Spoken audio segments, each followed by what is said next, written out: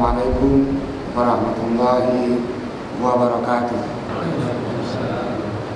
Innal hamdalillah alladzi amarana bi iqamatil jumu'ah faqad man aqamaha faqad aqamat din wa man tarakaha faqad hadamat din. Asyhadu an la ilaha illallah wa asyhadu anna Muhammadan abduhu wa rasuluh. Allahumma salli ala Muhammad wa ala alihi wa sahbihi wa man tabi'ahum bi ihsan ila yaumiddin. Kaum muslimin sidang halaqah yang Tuhan hormati, masuk kita ini ke sembahyang Jumat. Hukumnya dia fardu ain. Setiap muslim wajib menunaikan sembahyang Jumat. Kita kaji syarat wajibnya Jumat. Yang kedua nanti syarat sahnya Jumat. Ini jadi kajian nanti ini, syarat wajib Jumat dan syarat sahnya Jumat. Kalau kita katakan bahwa ini wajib atau perintah, dalam surah Al-Jum'ah itu ayat ke-9 Allah berfirman, ya ayyuhalladzina amanu idza nudiya li salati mi yaumil jum'ah. Wahai orang-orang beriman, kalau dipanggil menunaikan sembahyang Jumat, maka perintahnya fas'au ila zikrillah, maka segeralah menjawab perintah Allah. Di ujung hadis, di ujung ayat itu Allah peringatkan wazarul bai', maka tinggalkanlah jual beli. Apakah nanti jual beli hanjit dari pagi hari sampai ke hari Jumat, atau apakah nggak boleh jual beli ketika masuk waktu Jumat? Ini para fuqaha nggak sependapat tentang ini, kapan dia dilarangannya kita ini berjual beli. Dan dalam mazhab Hanafi hanya jual beli. Abu Hanifah mengatakan bahwa di samping juga jual beli, semua kegiatan yang menyibukkan dirinya sehingga lalai sembahyang Jumat, kalau begitu termasuk yang jauh belang, termasuk pegawai negeri. Ini semua kegiatan yang melalaikan dia dari mengerjakan sembahyang Jumat. Maka ungkapan al-bai' itu jual beli itu di dalam pemahaman Abu Hanifah dalam lafzun ini umum. Dan bahkan 4 mazhab itu sepakat mengatakan bahwa orang yang mau musafir setelah terbitnya fajar di hari Jumat itu makruh. Makruh hukumnya yang bermusafir setelah terbitnya fajar di hari Jumat. Namun 2 mazhab Hanafi dan Maliki ada kelonggaran. Boleh dia bermusafir namun kembali sebelum Jumat diselenggarakan. Atau dia musafir, dia prediksi bahwa dia nanti Jumatnya di tempat itu, tempat A misalnya. Dalam mazhab Hanafi, Maliki dibenarkan. Tetap yang berangkat setelah terbitnya fajar dari Jumat itu makruh hukumnya. Ini diantara hal-hal yang kita bahas sebelum masuk kita ini ke tata laksana Jumat. Silakan Bapak yang mau bertanya. Silakan Pak. Tentang Jumat. Silakan. Yang meninggal malam Jumat di malam Jumat. Nah, soalan kubur Jumat. Iya. Maksudnya dikuburkan. Meninggal orang hari Jumat. Soalan kubur yang pegang di Bandung. Di persoalan kubur. Yang pegang orang Jumat. Siapa yang meninggal? Iya. Terima kasih pertanyaannya. Ini ketika orang meninggal di hari Jumat, apakah kemuliaannya?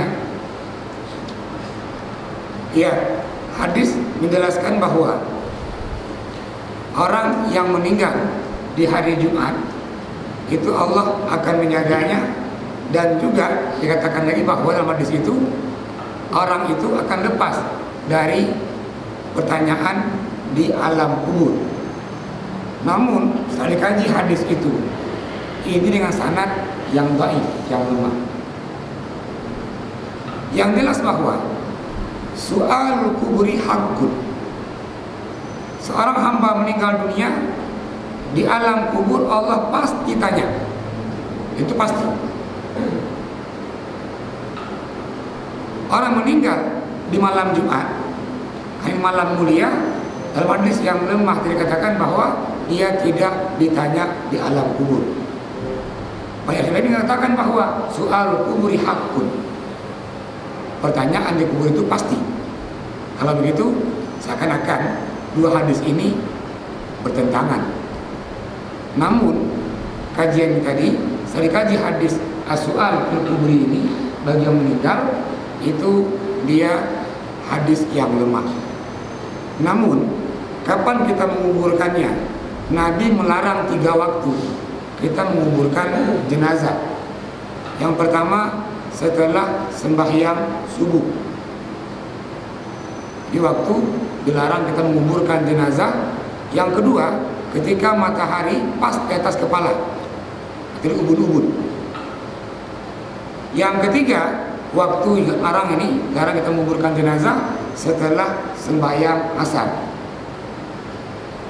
Punya hadisnya, nahana Rasul an salasi awqatin as-salatu wa dafnul mayyit. Kata Abi Hurairah, hadisnya ini, Nabi melarang kita 3 waktu sembahyang sunat dan sekaligus menguburkan jenazah. Itulah waktunya.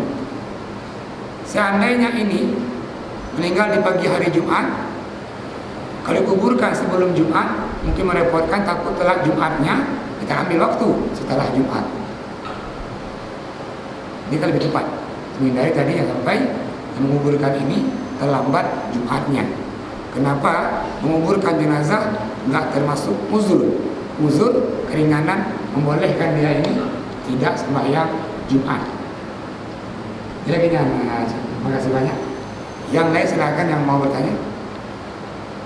Ya. Kalau tidak, sambung lagi ini. Ini perintah man tajibu alaihil jum'ah. Siapa yang wajib? Perintahnya ini untuk sembahyang Jumat. Ini bunyi ayat, ya ayyuhalladzina amanu idza nudiya min yaumil jum'ah. Wahai orang-orang beriman, kalau dipanggil untuk sembahyang Jumat, apakah semuanya?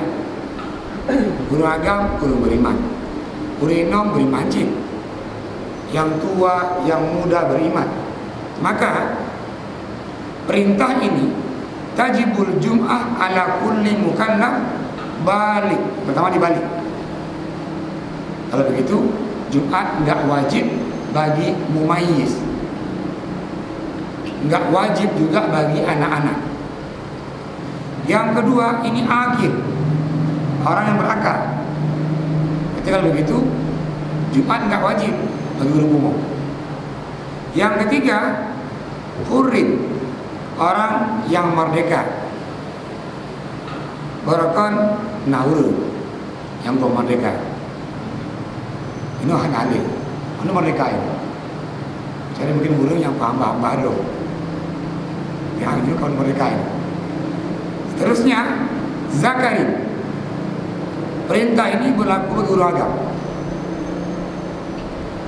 Terus mukimin ghairu musafir, orang yang mukim, walau dia bukan musafir, lawannya ini, lawan mukim, musafir.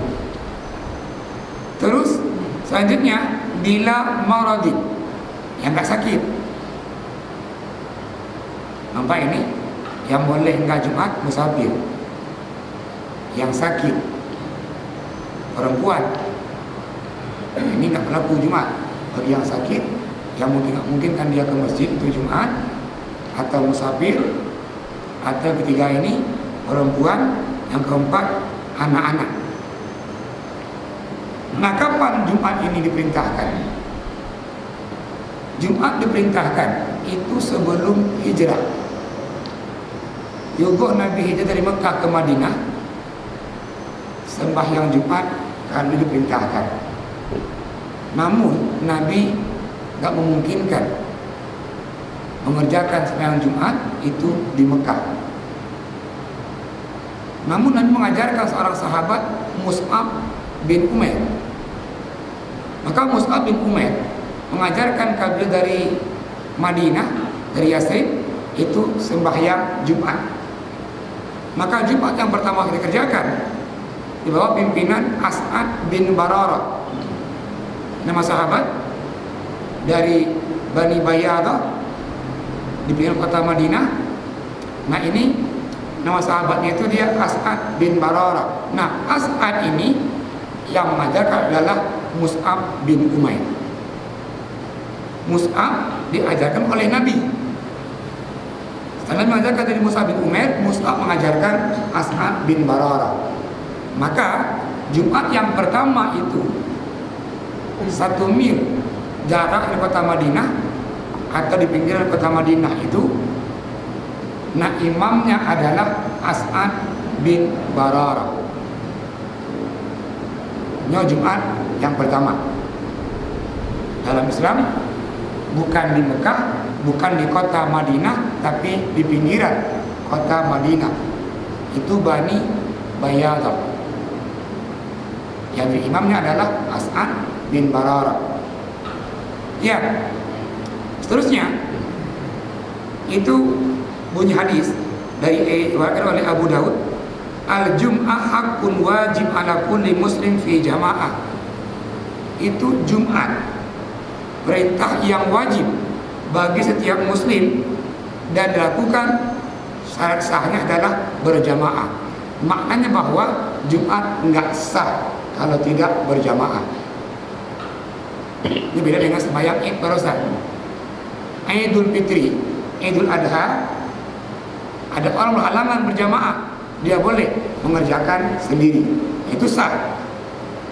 Mana bahwa sah sembahyang Id, Idul Fitri, Idul Adha tidak berjamaah.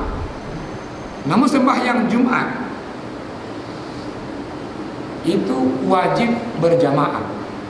Enggak sah sembahyang Jumat kalau tidak berjamaah.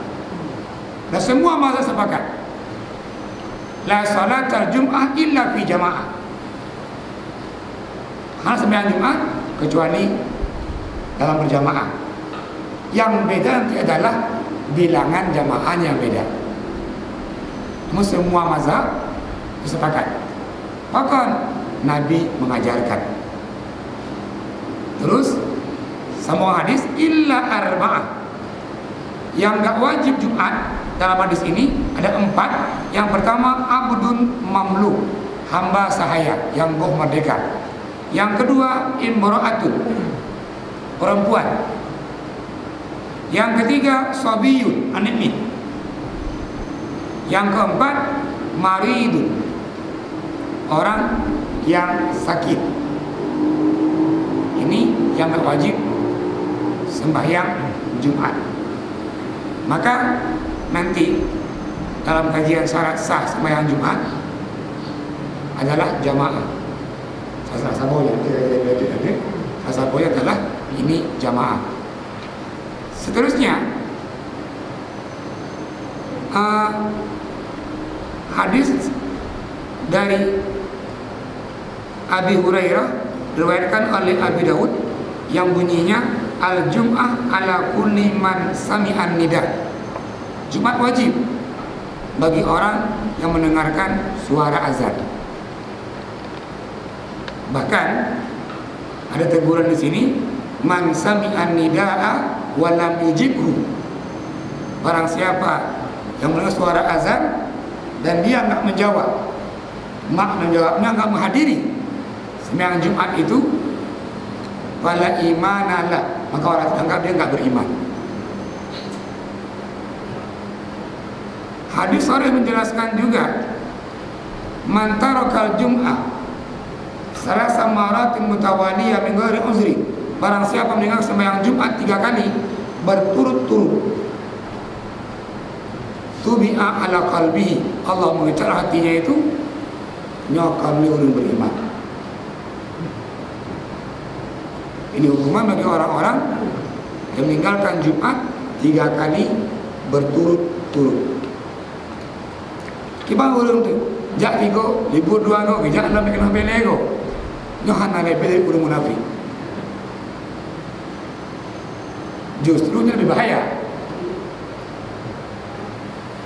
Karena tadi orang munafik Allah perintahkan Nabi jangan sembahyang lagi untuk jenazah orang munafik Ubay bin Salul. Ini udah lagi bunuh, dia kena lego bunuh, jak dia pun libur 2 go, ini jak lah sampai lego kena lego, ini libur 2 go lah, jak lah. Akal seperti ini enggak lebih dari munafik, dan bahkan kita larang ini membayangkan jenazahnya orang-orang munafik. Ya, seterusnya kategori tadi ini bagi orang-orang yang nggak mau atau meninggalkan sembahyang Jumat tanpa uzur 3 kali berturut-turut batasannya, kecuali dia punya uzur. Syarat yang kedua ini adalah syarat sah. Ini kan syarat wajib tadi, syarat wujud wajibnya sembahyang Jumat. Ini syarat sah kita ini sembahyang Jumat. Artinya kalau kita nggak mengamalkan dalam syarat sah ini, maka Jumatnya dianggap tidak sah. Yang pertama, waktunya. Kapan waktunya sembahyang Jumat ini? Waktunya sama dengan waktu zuhur. Hadis dari Ibnu Abbas itu menjelaskan anna nabiyya sholatal jum'ah fi waktu zuhri. Nabi sembahyang Jumat itu di waktu zuhur. Kapan waktu zuhur? Matahari agak miring sedikit. Dalam bahasa kita ini zawal. Tidak lagi dia tegak lurus atau sudah dia ke samping miring, maka ini dia waktu zuhur. Maka Jumat itu nggak sama dengan zuhur. Atau selainnya, sembahyang Jumat bukan sembahyang zuhur. Hanya saja sembahyang Jumat di waktu zuhur. Yang kedua, bagi orang yang berhalangan sembahyang Jumat karena musafir mungkin, karena dia mungkin sakit, maka dia sembahyang zuhur. Terus, kalau Jumatnya itu nggak sah misalnya, maka diganti dengan zuhur. Namun secara tadi bahwa sembahyang Jumat bukan sembahyang zuhur. Ya, yang pertama kapan waktunya ini? Di waktu zuhur. Yang kedua, jamaah. Nggak sah sembahyang Jumat kecuali berjamaah. Artinya lagi menolak yang rumah berjumat. Dua khatib, anak muazzin, inong di makmum, adik dia ya Bilal. Ini dia nggak sah. Kalau berjamaah di rumah, ini bagian dari pemahaman nanti bilangan Jumat tanpa kebutuhan. Mengadakan Jumat ligari hajat. Yang kedua di rumah. Namun nanti para fuqaha ini nggak sepakat tentang bilangan jamaahnya. Dalam mazhab Hanafi itu jamaah Jumat minimal 4 orang. Di 3 orang tambah 1 imam. Kenapa Imam Hanafi mengambil pendapat ini 4 orang? Bunyi hadis ma fauqa isnaini jamaah. Hadis menjelaskan bahwa di atas 2 orang itu sudah jamaah. Maka 3 makmumnya tambah 1 imam. Ini bilangan jamaah dalam mazhab Hanafi. Dalam mazhab Maliki yang kedua ini, bilangan jamaahnya itu 12 orang. Kenapa Imam Malik mengatakan bahwa bilangan jamaah Jumat itu 12 orang? Rasul pernah khutbah Jumat. Rasul juga menjadi imam. Tak Rasul menyampaikan khutbahnya, datanglah kaum dari Syam. Ini Madinah dilanda kelaparan ketika itu. Rasulullah khatib.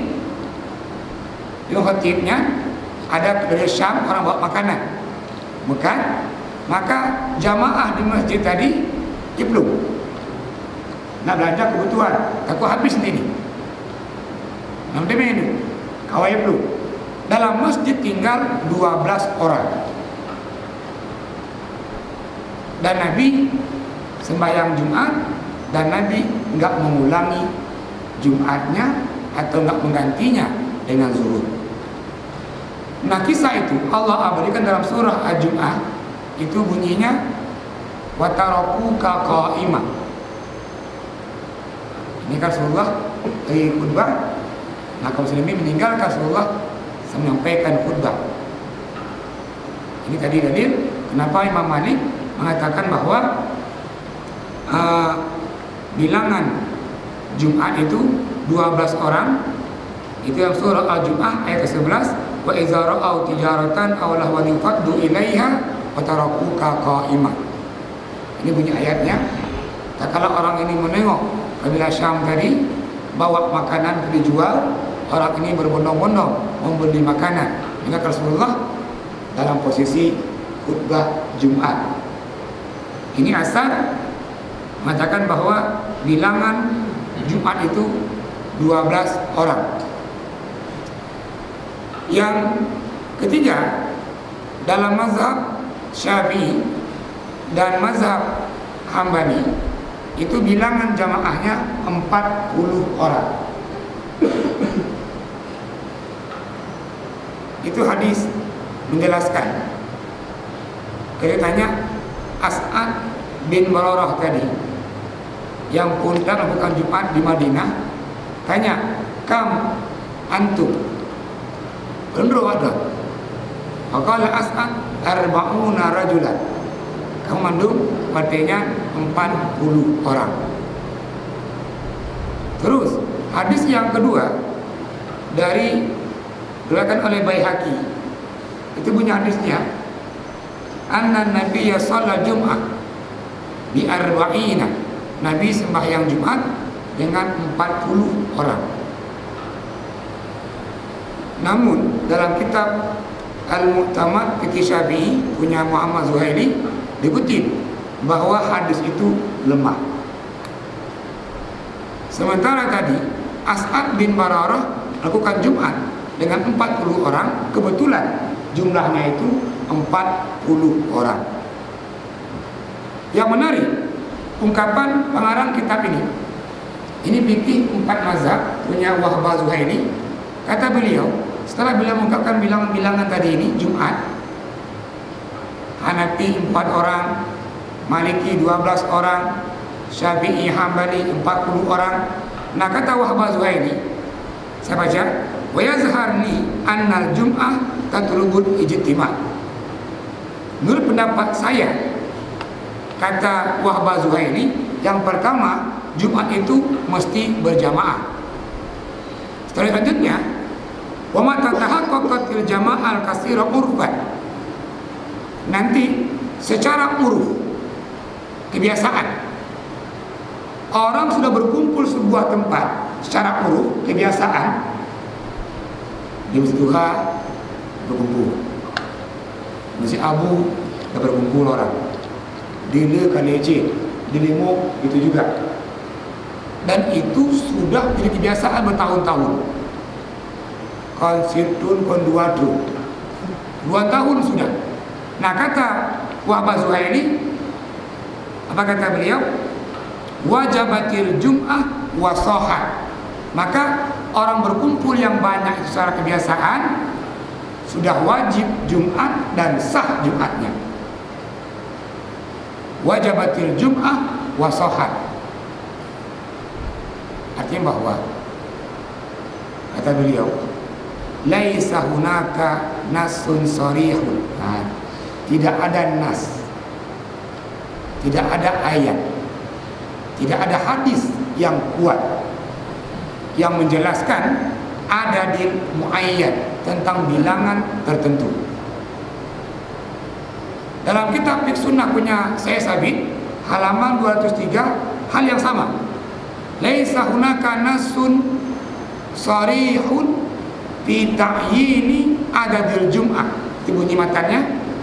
Tidak ada nas yang kuat, yang lengkap, yang jelas tentang berapa bilangan yang pastinya untuk Jumat itu. Nah, berapa bilangannya? Kata Wahbah Zuhaili tadi dalam fikih 4 mazhab, ketika orang berkumpul sebuah tempat secara uruf kebiasaan, kaim sembayanginan dan Jumat di situ, itu sudah wajib Jumatnya wasohat, sudah sah Jumatnya. Ini pendapat Wahbah Zuhaili setelah mengkaji bilangan Jumat tadi. Ini syarat tadi yang kedua tentang jamaah. Yang ketiga itu al-bina, tempatnya. Maka tempatnya itu tempat yang sudah biasa didirikan Jumat. Di kawasan Indapuri yang kayak biasa misalnya Masjid Duha, Masjid Abu misalnya, atau di Masjid Limo, atau di Masjid Namili misalnya, sudah kebiasaan. Berarti itu tempatnya. Apakah mesti pakai tembok? Nggak boleh kalau dia papan? Nggak mesti. Nggak mesti dia permanen pakai tembok, walaupun papan. Dan tadi As'ad bin Bararah melakukan sembahyang Jumat pertama kali di Madinah itu, di kota Madinah, tempatnya enggaklah semewah masjid di Madinah atau Masjid Kubah, tidak.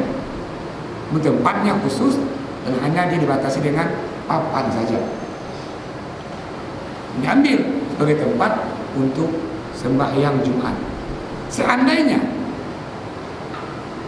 tempat itu saya sepakati ini Masjid Tuhan, temui rehab, agar lepas ini boleh nggak sembahyangnya itu di luar, di halaman masjid? Boleh, karena masjidnya sambil rehab. Ini syarat tadi yang ketiga, itu adalah al-bina, tempat masjidnya. Syarat yang keempat itu adalah adanya khutbah. Nah, ini beda antara sembahyang Id dan sembahyang Jumat. Kalau sembahyang Id itu khutbah bukan syarat sah sembahyang Id. Mana banyak maaf. Ketika orang sembahyang Id 2 rakaat lagi wajibnya enggak mendengarkan khutbah, khatib urayanya, apakah sah sembahyangnya? Sah sembahyangnya, karena khutbah bukan syarat sah sembahyang Id. Kebalikan Jumat, khutbah Jumat itu syartun li sihhati al-Jum'ah. Khutbah Jumat syarat sahnya sembahyang Jumat.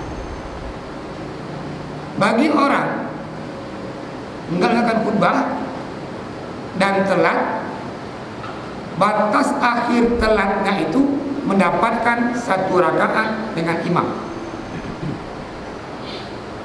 Kalau telatnya imam sudah sami Allah liman hamidah rakaat yang kedua, maka orang ini nggak usah lagi sembahyang Jumat, sembahyang zuhur. Namun dapat masbuknya itu 1 rakaat dengan imam, maka yang satunya lagi lengkapi. Man adraka raka'atan minar jum'ah summa atamma. Kata Nabi, mendapatkan 1 rakaat bersama imam, nah sisanya lengkapi. Kalau begitu batasnya masbuk di sembahyang Jumat ini itu adalah 1 rakaat dengan imam. Namun Nabi menjelaskan, man roha bil ula faqad qarraba badana. Yang jurani Rasulullah, barang siapa memahami makna tadi pas'au, bergegas, segeralah. Nah, barang siapa masuk masjid kelompok yang pertama, itu pahalanya pakaan nama qarraba badana. Orang itu seakan-akan berkurban 1 ekor unta. Man roha pisania, yang telah masjid ulu Jumatnya masuk kelompok yang kedua, pakaan nama qarraba baqarah. Orang itu seakan-akan berkurban 1 ekor lembu. Wa amma man raha bi thalisa, yang telah masjid kelompok yang ketiga, pakaan nama qarraba ghanama. Orang itu seakan berkurban dia 1 ekor kambing. Man raha bil rabi'ah, masuk dia yang keempat, kelompok keempat ini, kelompok keempat, pakaan nama qarraba dajaja. Dia berkurban 1 ekor ayam. Terakhir, ma'amma roha fil khamisah, masuk kelompok yang kelima, pakaan nama qarraba bayda. Dia berkurban 1 butir telur. Habis kelompok kelima ini, malaikat kuno yang tetap orang masuk masjid, fa innahu yastami'u dzikr. Malaikat ikut mendengarkan khutbah. Maka ada pendapat nanti yang telat khatib KGE mimbar itu dianjurkan salaman kiri kanan. Untuk apa? Yang 2 tadi ini saksinya bahwa dia hari itu juga pergi Jumat. Bahkan malaikat itu dileh, kayak hidup ikut mendengarkan khutbah. Maka lebih tepat adalah hadir masjid itu awal-awal. Namun di hari Jumat, walaupun telat, batas lagi ini, yang telat nanti ini itu sangat kuat hadisnya, mesti tahiyatul Jumat, sembahyang tahiyah masjid. Seorang sahabat masuk masjid, Nabi yang khutbah. Sahabat ini telat, langsung duduk. Nabi dalam khutbah dia bertanya, as-salaita? Dan sembahyang belum? Galau ya Nabi. Nabi salli raka'ataini. Nabi berdoa sembahyang 2 rakaat. Nah, batasnya adalah kalau khatib sudah masuk khutbah yang kedua, nyebeli. Yang kedua pun mendong itu masih ini tahiyah masjid. Namun jika khatib pertama khutbah yang kedua itu enggak lagi. Kenapa? Nanti sembahyangnya akan penuh dengan was-was, takut telat, nanti akan khutbah. Maka di sini ini batas yang telat mengambil tahiyah masjid itu adalah khatib juga tamam khutbah yang kedua. Ini batasannya. Ya, yang terakhir, syarat sah Jumat itu ta'addud Jum'ah li ghairi hajah.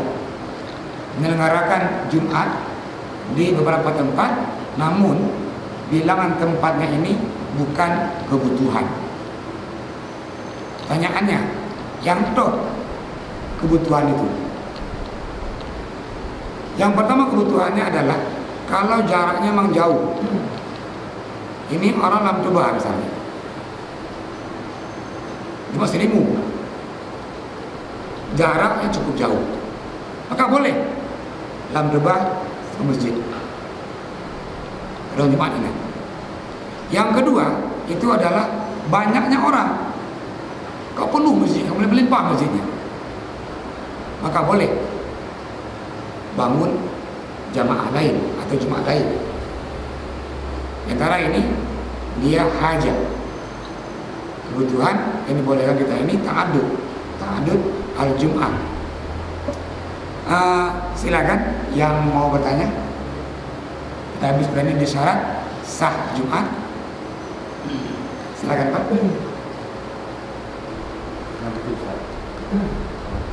Mestinya waktu ketika baca Quran, ini mesti kawal dari bangsa, nah itu apa namanya salam ni orang tiba. Jadi ngalu dah mungkin salam tiba. Ya. Larangan bagi makmum atau jamaah ketika khatib naik mimbar, itu hadis dari Abi Hurairah mengatakan bahwa anna Nabi qala idza sa'ida al-khatib ala mimbar falatakallamu ahad. Monyo khatib kage mimbar be'le ne berhaba. Falatakallamu ahad. Man qala li sahibihi anzil, barang siapa yang pegang depan mandi diam, faqad laga, itu bukan lo. Nah lu pegang apa? Pegang hei, ini balik, ini perlu. Pak Ino faqad laga. Artinya yang nggak boleh adalah berbicara. Kalau salaman, gerakan salaman ini nggak seberapa ketimbang gerakan sembahyang salat 2 rakaat. Khatib naik mimbar, Rasulullah khatib, sahabat tadi yang telah Rasulullah as-salaita lama ya Rasul, belum ya Rasulullah fasalli rakaatain. Ini betul sembahyang, harus sembahyang 2 rakaat. Gerakannya melebihi gerakan salam. Kalau begitu, nahur yang makjaro untuk khatib tengok khutbah. Ya, nó pun maju. Tapi yang ni, dia pak menolak yang ni. Masalahnya masalah itu. Juga masalah lagi nya. Dia baru kibat. Dari pak menolaknya sakit hari ini. Karena kan basa-basi. Dari pak untuk berdalah hanya masalahnya. Macam baru aja. Namun baik bersahabat. Terima kasih Pak. Yang lain silakan yang mau bertanya. Jalan Pak. Iya. Maha seperti itu. Iya. Itu ada hadis menjelaskan kalau ada orang meminta-minta khatib juga khutbah beda juga nyuruh laki-laki. Nah ini kan kudu laki-laki sedekah wujud lawan laki-laki kalau khatib dengan khutbahnya beda juga. Karena kalau di Masjid Nabawi ke Masjidil Haram benar-benar jajak urutnya laki-laki sedekah. Nah, memang khatib yang khutbah beda juga. Namun celengan itu bukan laki-laki, dayak terus. Namun indahnya lagi ini, celengan kita gerakkan ini juga Jumat. Dan bahkan saya bersembahyang di masjid Medan Masjid Maimun salah namanya, nempeng orang rompeng. Khatib yang khutbah khatib, menar rompeng, ribut. Kalau mulai nanya kecil oleh haram lah ke, kan? Artinya apa ini? Nggak khusyuk dengan khutbahnya. Sementara khutbah Jumat itu syarat sahnya sembahyang Jumat. Selama tidak mengganggu ini khusyuk orang yang mengakan khutbah, maka dibenarkan. Namun akan mengganggu, kamu sukariu, berarti dilarang. Ini kalau pun tadi celengan yang bergerak pada hari Jumat itu. Namun yang kainnya ketika khatib menyampaikan khutbah itu jamaah saking khusyuknya dengar. Ini masalah ini. Saking khusyuk mengaku khutbah jadi dengar. Tapi menganjurkan sebuah hadis bagi yang dengar khatib dengan menyampaikan khutbah untuk pindah tempat. Apa tujuannya? Pindah bunuh, menghilangkan ngantuknya. Namun ini ukuran. Kembali kita ke tohara sedikit. Dalam mazhab Syafi'i, dalam kehati-hatian beliau, itu orang geduk dan dia ngantuk selama pantatnya nggak terangkat, maka wudhunya belum batal. Namun kalau kamu tunggu tak, ni boleh goyang, kepala ini bergoyang, pantatnya terangkat, ini maknanya dia sudah batal wudunya. Kenapa? Hadis menjelaskan al-ainu wikahusa, mata itu menjaga pantatnya. Maksud mana hadis ini? Ini mana hadisnya? Mata itu menjaga pantatnya. Apa makna aja? Ketika orang dengut, dia nggak tahu apakah dia kentut atau tidak. Mata terharu sadar. Udah kentut tahu dia, oh kata lebih angin. Dia dengut nggak tahu dia. Terus ubena batasannya, dengut yang dibenarkan dan dengut yang tidak dibenarkan. Kalau orang dengut, mesti tahu dia. Punya kotik udah, mesti tahu dia. Tahu di kudro, tahu binehro, di kudro, itu boleh bisa. Namun dia dengut kotik udah, ada kupu dia juga, ada sore-sore kudanya, binehnya, artinya kabatal betul. Ini ukurannya berarti ukuran dengut awal Jumatnya. Nah, lagi pun karena aku sudah, nah berubah kan, maka kedengut. Ya, terima kasih. Ibu mohon bantu ibu no. Yang lain Ustaz. Mungkin ada rahasia untuk terjadi hal yang jika terjadi di yang pakai ini. ya. Makanya tadi kenapa bunyi hadis itu memahami ayat tadi al-jum'ah wa zarul bai', maka tinggalkanlah jual beli.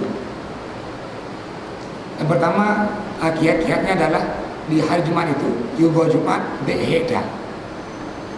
Yang biasanya ini kita mengantuk kalau tubuh ini udah capek, kahek doi, mata keroi. Namun kalau fisiknya itu dia segar, anak he, insyaallah ada. Yang kiat pertama sebelum Jumat itu usahakan be'heda. Maka jamun. Jangan orang cilu berang. Jamun punya orang Jumat, libur mendung Jumatnya. Jauh belang pilih libur, jam lampu pilih libur, mekat pilih libur. Pakai behet tu orang Jumatnya. Berdengar tu orang Jumat. Umurnya libur kalau orang Jumat libur orang Minggu lagi. Libur dibanding ada orang Minggu libur. Pakai ada apa baik. Dan minggu kan semayang awal-awal, misalnya ini minggu semayang, kondanya obi. Jadi ini kepada tadi ini, dengut baru Jumatnya, ini pertama. Yang kedua, sunnah sebelum Jumat adalah mandi. Yang mandi hari Jumat itu pahalanya pahala sunnah Jumat. Jadi yugo berangkat Jumat, maka dia mandi. Yang biasa mandi ini membuat segar, hilangkan ngantuk. Maka sunnah dia kita mandi di hari Jumat. Yang ketiga, yang sunnah juga Jumat ini adalah kita ini memakai wangi-wangian. Dengan aroma yang hangat, wangi, kalau ngantuk. Ini sunnah juga. Yang keempat juga ini, Jumat sunnah juga ini, pada hari Jumat itu pakailah pakaian yang indah, yang paling indah. Bahkan ada menjelaskan Uro Jumat itu lebih mulia ketimbang Uro Raya Idul Adha wa Idul Fitri. Pak selusia. Pakailah pakaian yang got-got. Kalau ukuran warnanya, warna yang paling got yang Nabi cintai, yang Nabi suka, yang Nabi perintahkan itu warna putih. Wa ahsanu siyabikum al-abyad. Yang paling got pakaian warnanya yang warna putih. Makanya ketika orang ihram pakai putih. Ketika orang meninggal dunia, kain kafannya berwarna putih. Katanya kemarin sangat orang meninggal dunia. Kalau kain kafan itu kain batik, matinya sah. Ketika orang meninggal dunia, kain kafannya itu kain batik. Apakah sah matinya? Sah matinya. Kudip dari artinya. Namun kain kafannya tidak sunnah. Artinya yang sunnah pakaian itu adalah yang warna putih. Kalau kajian filosofisnya, kenapa warna putih? Putih ini kan melambang kesucian ya. Ketika orang ihram, maka dia nggak boleh pakai pakaian lain kecuali pakaian ihram yang dia warna putih. Terkadang warna ini membuat orang berkelompok-kelompok. Kamu merah, kamu kuning, kamu hijau, dan lain-lainnya. Nah, Islam ini nggak menempatkan kita ini berkelompok-kelompok. Ini makna putih yang pertama tadi. Karena warna tadi yang menempatkan orang ini akan timbul berkotak-kotak. Yang kedua, pakaian tadi juga mungkin dengan bahan yang sama, warna putih. Putih sama, kainnya sama. Beda orang menjahit. Kan cemecok, beda hasilnya. Lun majidun bincak bak kuda belang, lun bak kuda alam Taylor, lun tempat beda ini menempatkan juga hasilnya yang berbeda-beda. Makna bahwa bentuknya, jahitnya tadi menempatkan orang berlepel-lepel. Lun sianu, lun kaya. Maka syaitan paling suka ini orang kaya yang angkuh. Kebanyakan pakon lu kayanya sombong. Orang kaya angkuh sombong pakon lu. Setan kawannya. Itu kan nak foto, itu rumah kalau biraya lah, itu kan anak jabatan lah. Ini tempat tadi. Maka tadi ini orang kaya yang sombong yang angkuh tadi itu adalah setan. Enggak lebih. Nah, pakaian putih tadi warna itu nggak boleh dijahit ketika ihram itu. Oh, jangan itu. Pakaian ihram warna putih nggak boleh jahit. Yang boleh kalau takut jatuh dia pakai peniti. Bi'rud. Takut pakai lagu kan tengok tawafnya bi'rud. Hadir mundur. Itu boleh dipakai peniti pikatnya tak jatuh pakai itu.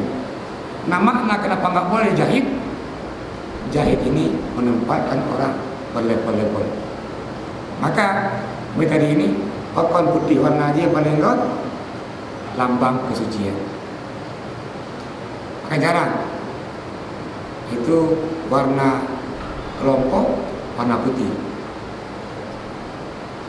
Ini kalau warna merah banyak, warna kuning banyak, warna hijau banyak. Ini pakaian di hari Jumat. Yang pertama tadi pertanyaannya adalah kapan mulai dihitungnya pahala orang berangkat untuk Jumat? Apakah sejak di rumah atau sampai di masjid? Yang pertama, Pak Biswar, ini pahala ini hak Allah. Hak kita tentukan. Berapa pahalanya? Ini Allah yang lebih tahu dan Maha Allah. Maka secara kajian tauhid ini kita nggak boleh mengambil hak Allah. Namun banyak hadis itu memberikan fadilah amal. Ini amalannya, ini pahalanya. Tujuannya adalah memberikan motivasi supaya kita ini bersegera. Karena orang siapapun dia suka untung, nggak mau rugi. Bahkan di Aceh sekalipun atau secara bahasa pun banyak untung aja. Nah, orang karibah untung sih, karibah berapa? Untung anak motor lipu je, motor kibah. Mereka karibah untung sih. Atau kami umum berapa? Untung sih. Nah, orang musibah orang kaya giling motor, kami umum, untung kami umum je. Ini udip kibah nak oleh.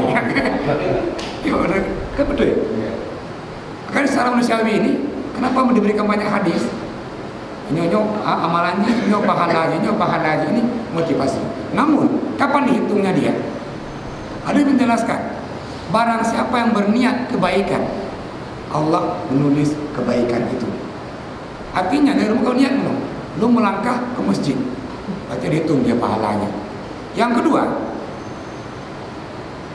di antara amalan yang Allah hapuskan dosa kita ini adalah itu setiap langkah kakinya ke masjid. Kullu khatwatin ila masjid tuhfaru dzunub. Semakin banyak langkah kaki ke masjid, semakin banyak dosanya yang gugur.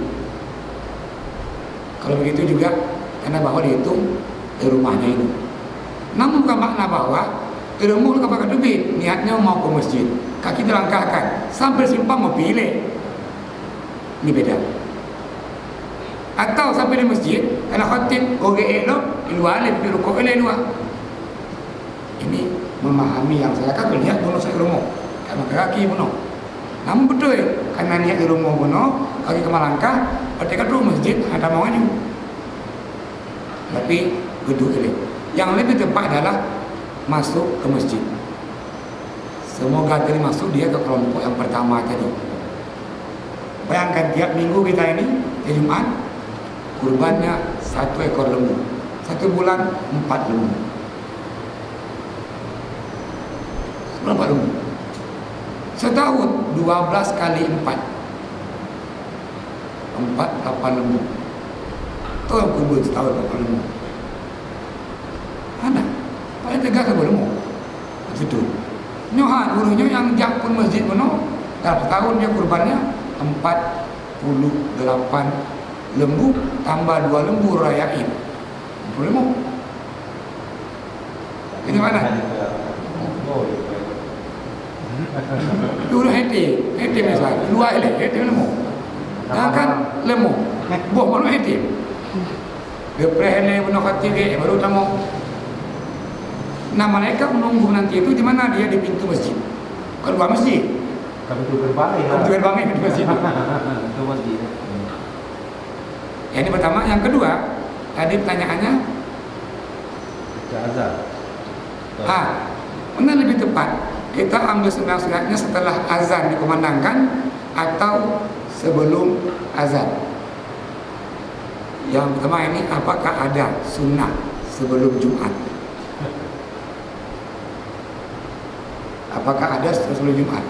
Namun kajian umum yang pertama ini ada sunat wudu. Yang biasa orang di kota mula masjid pasti wudu dulu. Kan ada 2 ini 2 rakaat. Sunnah wudu. Yang kedua juga ada dia sunnah tahiyat masjid. Ada sunnah. Pertanyaannya ini kapan diambil bagusnya? Apakah menunggu azan atau yugo azan? Baca azan. Sudah menanda mau tanya. Dengan azan bapaknya. Dengan azan. Oh, ya. Ini kondisinya. Ya, kondisi dengan azan. Ya. Bagaimana?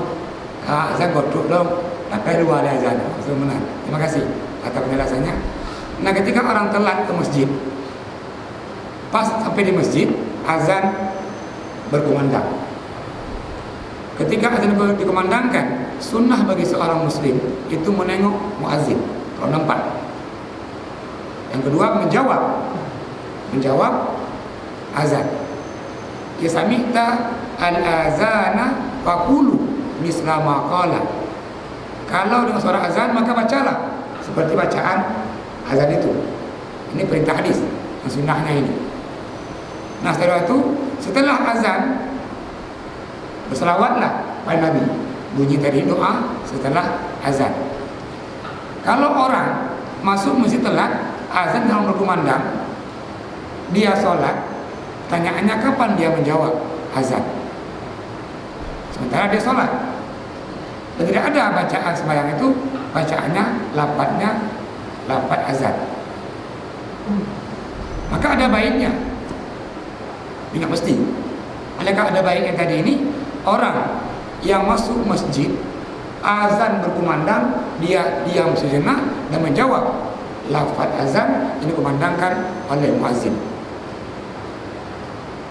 Terus baru dia ambil sunat tahiyat masjid. Kata lagi nih, khutbah kan wajib Ustaz. Sembahyang sunat. Nabi mencontohkan tadi, Bahkan Nabi khutbah malah. Banyak orang ini. Kenapa malam Nabi berdoa 2 rakaat. Artinya orang ini sembahyang masjidnya kapan? Nabi tengok khutbah Jumat. Namun lebih tepat tadi Bang Besar nih tajak masjid ditambung yubu azan. Itu lebih tepat. Mau menyoka luar itu masalah juga. Kibar azan tak kibarnya ni. Kan? Maka lebih tepat ini hadir dalam masjid yubu azan dikumandangkan. Maka pada masa Khalifah Utsman bin Affan itu azan 2 kali.